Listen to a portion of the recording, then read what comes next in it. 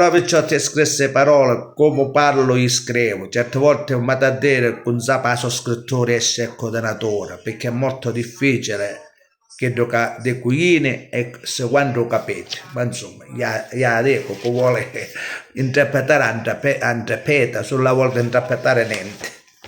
E allora, Sicilia, l'isola più bella del mondo. In Sicilia ci sono 9 città, sono tutte belle e a verità. Palermo è la Sicilia, è la capitale. E più belle vacanze ti puoi venire a fare. Questa è l'isola più bella del mondo. Come a Sicilia non ce ne sono. Come a Sicilia non ce ne sono. C'è questa terra che ne parla male, ma solo per invidia o possono fare.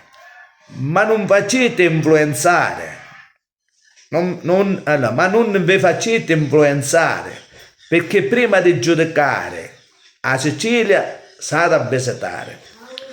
È un'isola amata, ma tanto invidiata, ma da un mondo ce n'è solo una, e la vivono altre, per nostra fortuna.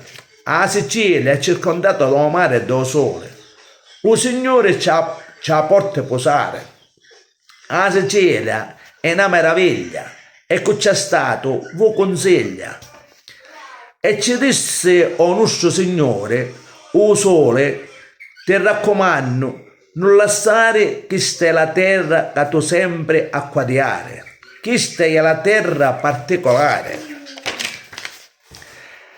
che tu è sempre a fare brillare. La nostra Sicilia è un gioiello raro. Ce ne furono tante che volevano conquistare, ma la Sicilia è fatta po' siciliano e non poteva stare dell'altra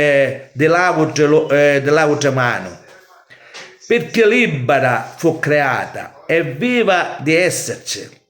Subito liberata, a così i siciliani si ribellarono e i vespri siciliani tanto lottarono che finalmente si arrepigliarono.